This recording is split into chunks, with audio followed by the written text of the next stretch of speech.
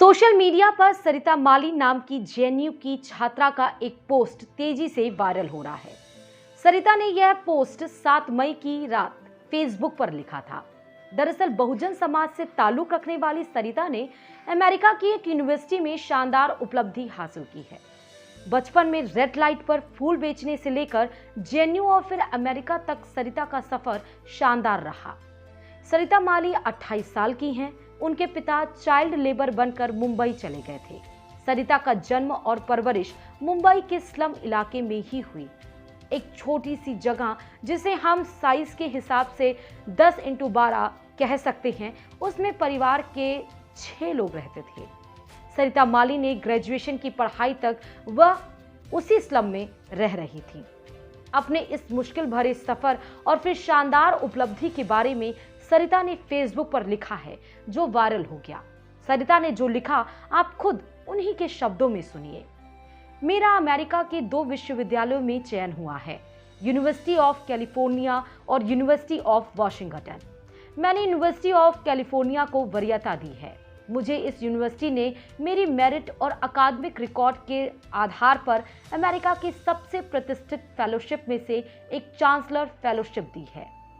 मुंबई की झोपड़पट्टी JNU California chancellor fellowship, America और हिंदी साहित्य। कुछ सफर के अंत में हम भावुक हो उठते हैं, क्योंकि ये ऐसा सफर है जहां मंजिल की चाह से अधिक उसके साथ की चाह अधिक सुकून देती है। हो सकता है आपको यह कहानी अविश्वसनीय लगे, क्योंकि यह मेरी कहानी है, मेरी अपनी कहानी। मैं मूल रूप से उत्तर प्रदेश के जौनपुर जिले से हूँ, लेकिन मेरा जन्म और मेरी परवरिश मुंबई में हुई। मैं भारत के जिस वंचित समाज से आई हूँ, वह भारत के करोड़ों लोगों की नियति है। लेकिन आज यह एक सफल कहानी इसलिए बन पाई क्योंकि मैं यहाँ तक पहुँची हूँ। जब आप किसी अंधकारमयी समाज में पैदा होते हैं, तो उम्मीद की वह मध्यम रोशनी जो दूर से रह रहकर आपके जीवन में टिमटिमाती रहती है, वही आपका सहारा बनती है। मैं भी उसी टिमटिमाती हुई शिक्षा रूपी रोशनी के पीछे चल पड़ी। मैं ऐसे समाज में पैदा हुई जहां भुखमरी, हिंसा, अपराध, गरीबी और व्यवस्था का अत्याचार हमारे जीवन का सामान्य हिस्सा था। हमें कीड़े मकोड़ों की अतिरिक्त कुछ नहीं समझा जाता था। ऐसे समाज में मेरी उम्मीद थे मेरे माता पिता और मेरी पढ़ाई। मेरे पिताजी मुंबई के सिग्नल्स पर खड़े होकर फूल बेचते थे। मैं आज भी जब दिल्ली के सिग्नल्स पर गरीब बच्चों को गाड़ी के पीछे भागते हुए कुछ बेचते हुए देखती हूँ, तो मुझे मेरा बचपन याद आता है और मन में ये सवाल उठता है कि क्या ये बच्चे कभी पढ़ पाएंगे?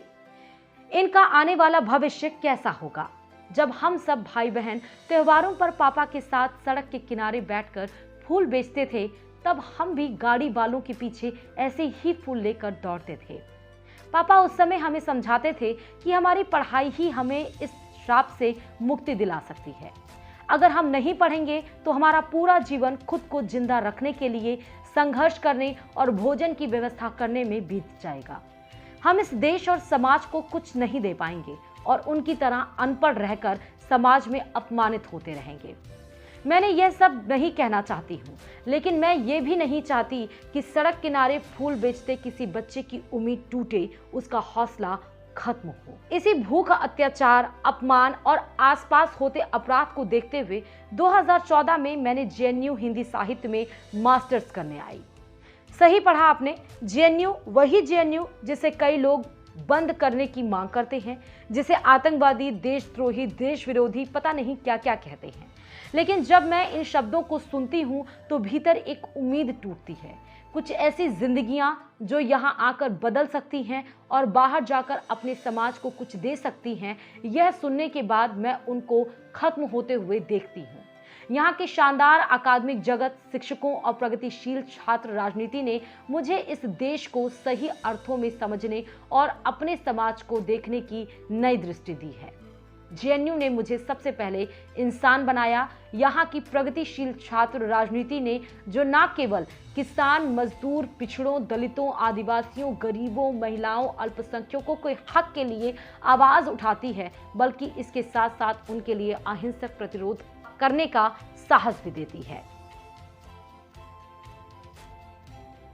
22 साल की उम्र में मैंने शोध की दुनिया में कदम रखा था।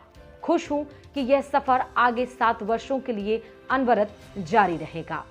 निश्चित तौर पर सरिता माली की उपलब्धि उन तमाम युवाओं के लिए प्रेरणा है जो जीवन में आगे बढ़ने का ख्वाब देखते हैं। ब्यूरो रिपोर्ट, खबर प्याली। खबरों की ज्यादा जानकारी के लिए अपने पसंदीदा चैनल खबर प्याली को लाइक करें, शेयर करें और सब्सक्राइब करें।